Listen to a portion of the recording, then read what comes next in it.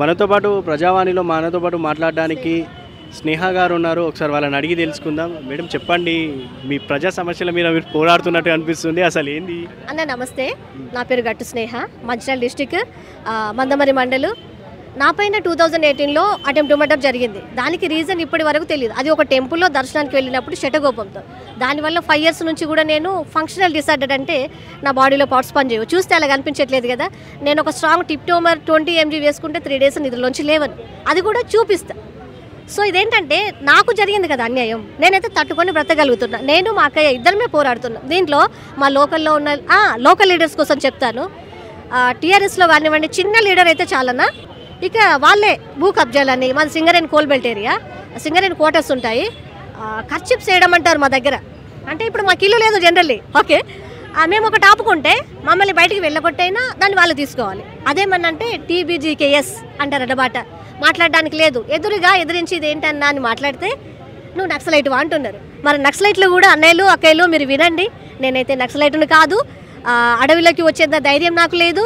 మనం ఉద్యమమే చేయాలంటే అడవిలోకి వస్తే ఉద్యమం చేయలేదు. రేవంత్ అన్నను చూడండి, ఎంత చక్కగా వీళ్ళందరినీ పిలిపించి సమస్యలు అడుగుతున్నారు. సో నక్సలైట్ అని నాకు పేరు వచ్చింది కాబట్టి నేను మీతో కూడా మాట్లాడుతున్నాను. నక్సలైట్లందరితో మీరు కూడా ప్రజా సమస్యలు పట్టించుకోండి. మీకు నక్సలైట్ అనే పేరు ఎందుకు వచ్చింది, అసలు దీనికి గల కారణం ఏంటంటే? కేవలం డబుల్ బెడ్రూమ్ హౌసెస్ ఎప్పుడు ఇస్తారన్నా ప్రశ్నించింది. అందుకే కేవలం నక్సలైట్ అంటే. నేను ఇంకెక్కువ ప్రశ్నించాలనుకుంటున్నాను. మీడియా అన్నలు ఇప్పుడు హెల్ప్ చేస్తున్నారంటే రేవంత్ అన్న తీసుకోమంటేనే కదా. అంతకుముందు మాకు అన్యాయం జరిగిందన్నా అని నా కళ్ళ వెంట కేవలం రక్తం కారలేదు అంతే. జనరల్గా నేనున్న సిచ్యువేషన్లో నా పైన అటెంప్ట్ మర్డర్ చేసిన వాళ్ళందరినీ ఇది మందమరి వెంకటేశ్వర టెంపుల్ అని. ఇంతవరకు నాకు ఇక్కడ నవ్వుకోవాల్సిన విషయం, మీరంతా కూడా నవ్వాల్సిన విషయం ఏంటంటే కారణం ఎవరు చెప్పించలేదు, వాళ్ళని ఇంటరాగేషన్ చేయించలేదు. అదొక టెంపుల్ కాబట్టి. సో ఆ రీజన్ మనకు తెలియాలి. దీనికి రేవంత్ అన్న హెల్ప్ చేస్తారు తప్పకుండా. అక్కడ వెంకటేశ్వర టెంపుల్ అని ఉంటుందండి. దాంట్లో గోవర్ధనగిరి అనంతచారి అని ఉంటారు. ఆ తర్వాత గోవర్ధనగిరి అజయ్, గోవర్ధనగిరి నరసింహచారి శాస్త్రి, వాళ్ళ భార్య మాధురి, రంగు సుజాత అండ్ తౌటం శాంత, ఇకపోతే ముఖ్యమైనటువంటి నేరస్తుడు సత్యదేవని. GM ఆఫీస్లో వాళ్ళ భార్య పనిచేస్తుంది. దీని అంతటికి వాళ్ళ కారణం. నా సమస్య ఇలాగూ తీరుతుంది, కానీ ప్రజల సమస్యలు కూడా తీర్చడానికి అన్నొక్కడే కాదు, ప్రతి చోట ప్రతి ఒక్కరు కూడా అన్నకి సపోర్ట్ చేస్తూ ఎక్కడ అన్యాయం జరిగినా వచ్చి ఇక్కడ చెప్పండి. నా కోరిక అదే. నేను ఎప్పుడు మాట్లాడినా నాకు అన్యాయం జరిగినా కూడా ఎదుటి వాళ్ళ కోసం నేను ఆలోచిస్తా. అది నా మైండ్ సెట్. ఇంకొకటి ఏంటంటే మాకు కుటుంబ పాలన కూడా వద్దు. రేవంత్ అన్నకు రిక్వెస్ట్, ఎవరైతే ఆల్రెడీ ఎమ్మెల్యేలు ఎంపీలు ఉన్నారో వాళ్ళ పిల్లలకి కానివ్వండి, వాళ్ళ ఇంట్లోంచి ఎవరికి కానివ్వండి, మళ్ళీ టికెట్ ఇవ్వద్దన్నా. అది ఇవ్వడం వల్ల మనకు అంత మంచి పేరు రాదు. ఎందుకంటే మళ్ళీ కుటుంబ పాలన అయితే కుటుంబమే అంతా పంచుకుంటుంది. కాబట్టి వేరే క్యాండిడేట్కే ఇవ్వండి తప్పకుండా. కేవలం కాంగ్రెస్ వాళ్ళ కోట్లు వేశారంటే రేవంత్ అన్న కావాలి అనుకోవడం వల్ల వేశారు తప్ప క్యాండిడేట్ వల్ల కాదు.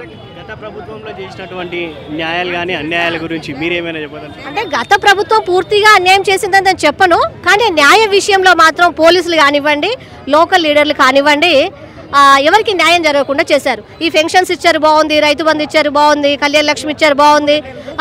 అక్కడ నెగిటివ్ పాజిటివ్ రెండూ ఉంటాయి ఎక్కడైనా. కాకపోతే ప్రజలకు అనేది స్వేచ్ఛ లేకుండా చేశారు. స్వాతంత్ర భారతమే దేశమే కాకుండా ఏంటిది మనది డెమోక్రసీ కదా.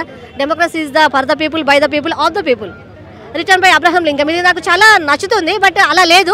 మరి రేవంత్ రెడ్డి అన్న వచ్చారు కాబట్టి ఇదే కంటిన్యూ అవ్వాలని కోరుకుంటాను. కొంతమంది అంటున్నారు కదా 2 నెలల పాలన, 2 సంవత్సరాల పాలన, అది ఎలా జరుగుతుంది? ఒకసారి ఓటేసిన తర్వాత చచ్చినట్టు పడి ఉన్నాం కదా మొన్నటి వరకు. అంటే నేనే నిదర్శనం కదా. మేమే అవన్నీ పట్టుకొని తిరిగితే మాకు న్యాయం. ఇప్పటికి కూడా కోర్టులోనే ఉంది కేసు. మరి అప్పటి వరకు ట్రీట్మెంట్ ఎవరు చేయించాలి? 5 ఏళ్ళు 10 ఏళ్ళు పోతే కష్టం నాకు. తప్పకుండా హైకోర్టు కూడా చూడాలి. హైకోర్టు వాళ్ళు కూడా చూడండి, స్పందించండి, రండి. ఇది కోర్టు నా కేసు సక్సెస్ చేసేసి వాళ్ళని లోపలేసేసి నేను నష్టపోయిన దానికి అంతటికి నేను ఎలాగ ఉండేదాన్నో హెల్తీగా నన్ను అలా చేయాలి. హైకోర్టు వారికి కూడా నమస్కారం చెప్తున్నాను. పట్టించుకోండి, నా కోసమే కాదు ప్రతి ఒక్కరి కోసం పట్టించుకోండి. ఆడపిల్లలపైన అరాచకాలు వద్దు. న్యాయం అనేది ఆడమొగ తేడా లేదు, సమన్యాయ పాలన కావాలని కోరుకుంటున్నాను. మొత్తానికి రేవంత్ రెడ్డి అన్నకి శుభాకాంక్షలు మరియు థ్యాంక్ యూ చెప్పాలి. మేము ఇక్కడ అందరూ వస్తుండే డబుల్ బెడ్రూమ్ హౌస్ ఇవ్వకపోతే ఎవరు 2 నెలల పాలన అనలేదు, ఉద్యోగాలు ఇవ్వకపోతే 2 నెలల పాలన అనలేదు, అండ్ ఆల్సో 3 ఎకరాల భూమి ఇవ్వకపోతే ఇది ఎవరు అడగలేదు కదా. అట్లా ఏముండదు. 5 years వరకు అలాగే ఉంటుంది. అన్న అలాగా చేస్తూనే వెళ్తారు, మళ్ళీ గెలిచే అవకాశాలు కూడా ఉంటాయి. ఈ బస్సు ఫ్రీ ఇస్తే జనాలు చాలా బాధపడుతున్నారు. మంచిదే, కానీ లాస్ అవుతుంది అంటున్నారు. జనరల్గా అయితే న్యాయం జరగాలి. థ్యాంక్ యూ అన్న, thank you so much. Thank you. So ప్రస్తుతం మా ప్రజావాణిలో ప్రజలకు ఎట్లాంటి కష్టాలు ఉన్నా చెప్పుకోవడానికి వస్తారు ఇక్కడ.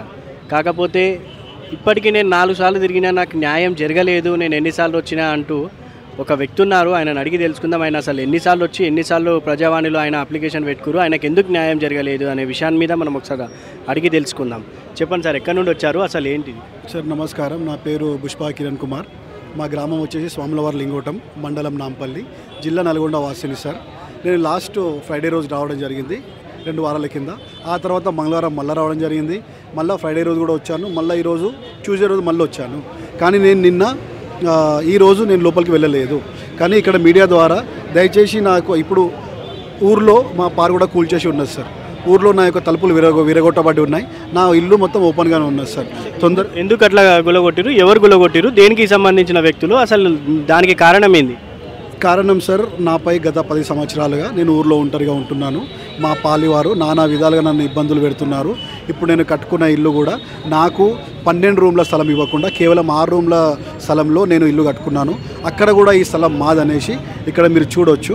ఈ స్థలం మాదనేసి ఇక్కడ చూడండి, నా యొక్క పారుగూడను వాళ్ళు దౌర్జన్యంగా కూల్చేయడం జరిగింది. ఇట్టి విషయాన్ని నేను స్థానిక పోలీసులకు ఇన్ఫర్మేషన్ ఇచ్చినాను సార్. స్థానిక పోలీసులు 7:30-8 గంటలకు సాయంత్రం కూడా రావడం జరిగింది. అదే సమయానికి నేను పిఎస్ వారికి రిక్వెస్ట్ చేశాను, ఎస్ఐ గారికి. సార్ నేను ఇప్పుడు వచ్చేసి వీళ్ళ పని నేను కంప్లైంట్ ఇస్తానని చెప్పాను. కానీ స్థానిక ఎస్ఐ గారు ఏమన్నారంటే, నువ్వు ఇప్పుడు రావద్దు, నువ్వు రేపు పొద్దుగాల రావాలని నాకు చెప్పారు సార్. నేను రేపు పొద్దుగాల వెళ్దాం అనుకున్నాను, 28వ తారీఖు మార్నింగ్. కానీ మార్నింగ్ 5 గంటల నుంచి మా పాలి వాళ్ళు లేచేసి నన్ను తిట్టడం స్టార్ట్ చేసేసారు. ఆ తర్వాత నన్ను ఇంటి నుంచి బయటికి వెళ్ళకుండా అడ్డుకున్నారు సార్. అట్టి సమయంలో నేను 100 ఫోన్ చేసినాను, కానీ 100 ఫోన్ కలవలేదు సార్, ఎమర్జెన్సీ నెంబర్. తర్వాత స్థానిక ఎస్ఐ గారికి ఫోన్ చేసినాను, స్థానిక ఎస్ఐ గారు కూడా ఫోన్ లేపలేదు. ఆ తర్వాత 8 గంటల సమయంలో నేను స్థానిక జమీందార్ గారికి ఫోన్ చేసినాను. జమీందార్ గారు ఫోన్ లేపారు. ఏంది బాబు పరిస్థితి అంటే, సార్ నన్ను ఈ విధంగా బయటికి వెళ్ళనివ్వకుండా మా పాలి వాళ్ళు అడ్డుకున్నారు సార్ అంటే, సరే అని ఫోన్ పెట్టేసిన తర్వాత నేను మరికొద్దిసేపట్లో పోలీసులు వచ్చేసి నా యొక్క సమస్యకు మళ్ళీ నాకు ప్రొటెక్షన్ ఇచ్చి నాకు న్యాయం చేశానని కోరినాను. కానీ ఆ విధంగా కూడా అప్పుడు కూడా న్యాయం జరగలేదు సార్. అటువంటి అర్థం కాని పరిస్థితిలో నేను 2వ రోజు ఇక్కడికి ప్రజావాణికి రావడం జరిగింది. నేను అదే ఇప్పుడు నా తలుపులు కంప్లైంట్ చేస్తున్నా, మీకు న్యాయం ఎందుకు జరగట్లేదు, దీనికి గల కారణం ఏంది, దీని వెనకాల ఉన్నటువంటి వ్యక్తులు ఎవరు? సార్ ఇప్పుడు దీని నేను మోస్ట్లీ పిఎస్ నుంచి నేను నా యొక్క సమస్య పరిష్కారం అవుతుంది అనుకున్నాను సార్. కానీ స్థానిక పోలీసు వాళ్ళు కూడా నేను రాత్రి 8 గంటలకు పోలీస్ స్టేషన్ రానివ్వకుండా, అక్కడ కంప్లైంట్ ఇవ్వకుండా, మళ్ళీ 2వ రోజు పొద్దుగా నేను ఫోన్ చేసినప్పుడు స్థానిక ఎస్ఐ గారు ఫోన్ లేపకుండా, ఆ తర్వాత కొంతసేపటికి జమీందార్ గారు ఫోన్ లేపి, మళ్ళీ తర్వాత వాళ్ళు అక్కడి నుంచి ఎవరు నాకు రాకుండా ఎటువంటి ప్రొటెక్షన్ ఇవ్వనందున భయాందోళనకు చెందేసి నేను ప్రజావాణికి వచ్చాను. ప్రజావాణికి వచ్చేసి దయచేసి పెద్దలు ఇక్కడ ఎవరున్నా కూడా నాకు తొందరగా స్పందించి న్యాయం చేస్తారని నేను వచ్చినాను సార్. కానీ ఇప్పుడు గత 13 రోజుల నుంచి నా ఇల్లు తలుపులు అదేవిధంగా విరగొట్టబడి ఉన్నాయి, నా గోడ అదేవిధంగా కూల్చబడి ఉన్నది. మీరు వెళ్ళి కూడా చూడవచ్చు సార్. కానీ ఇప్పటివరకు నాకు న్యాయం జరగట్లేదు సార్. నేను తొందరగా నాకు స్పందించి నాకు న్యాయం చేయాలని కోరుతున్నాను సార్. Thank you. ప్రజావాణిలో ప్రజలు వాళ్ళ కష్టాలు చెప్పుకోవడానికి వచ్చిర్రు. ఇక్కడ చాలామంది ఉన్నారు. సో ఎక్కడి నుండి వచ్చిర్రు మీరు, మీ సమస్య ఏంది? మేము పోలీసుల నుంచి వచ్చినాం సార్. మాది పెదవరం మండలం, కేకతండ. మేము బాధపడుతున్నాం సార్. ఇప్పుడు దాదాపుగా 60 సంవత్సరాల నుంచి భూమి చేస్తున్నాం మేము. మా భూములు మా మీదనే ఉండి మేము చేసిన ఉంటాం. కానీ కొద్దిగా మార్పెట్లో పోయింది, అది ఎట్లా పోయిందో ఏమో మాకు తెలియదు, మాకు సద్దు లేదు, ఏం లేదు, బాధపడుతున్నాం. ఇప్పుడు 20-30 సంవత్సరాల నుంచి బాధపడితే ఎవరు పట్టించలేరు, పోలీసులు పట్టించలేరు, పట్టుబడులు పట్టించలేరు. దాని ప్రకారంగా మేము బాధపడుతున్నాం. అందుకోసం మీ దగ్గరలో ఉన్న మీరు కలెక్టరేట్కి వెళ్ళి ఎప్పుడైనా కంప్లైంట్ చేసిరా? కలెక్టరేట్ కానీ మండల ఆఫీస్ ఎంఆర్ఓ గారికి కానీ మీ గ్రామ చెప్పినాం, మళ్ళీ కోల్పించినాం. వాళ్ళు కూడా పోయారు, వీళ్ళు కూడా పోయారు. అది తీసిండ్రు, మళ్ళీ దగ్గర రాలేదు, వాళ్ళు రాలేదు, ఎవరు రాలేదు. బాధపడుతుంటే ఆ భూమి మాత్రం దొరకలేదు. ఆ పని చేస్తున్నాం సార్. ఇప్పుడు మనం చేస్తున్నాం. ఇప్పుడు మనం చేసి ఇప్పుడు మా భూమి మాకు కావాలి అని ఎన్క్వైరీ చేసి, మా భూమి మీద వచ్చినా కూడా 10 మంది చెప్తారు ఆడ, మా భూమి మాకు కావాలి సార్, అంతప్పుడు మాకు కావాలి. మనతో మాట్లాడే వాళ్ళ తనయుడు ఉన్నాడు, ఒకసారి వాళ్ళ కొడుకుతో కూడా మాట్లాడే ప్రయత్నం చేద్దాం. చెప్పండి అసలు ఎట్లా జరిగింది? ఇది వీళ్ళ తాత పేరు నుంచి వచ్చింది. వీళ్ళ నా తాతల నుంచి వంశపరంగా వస్తుంది.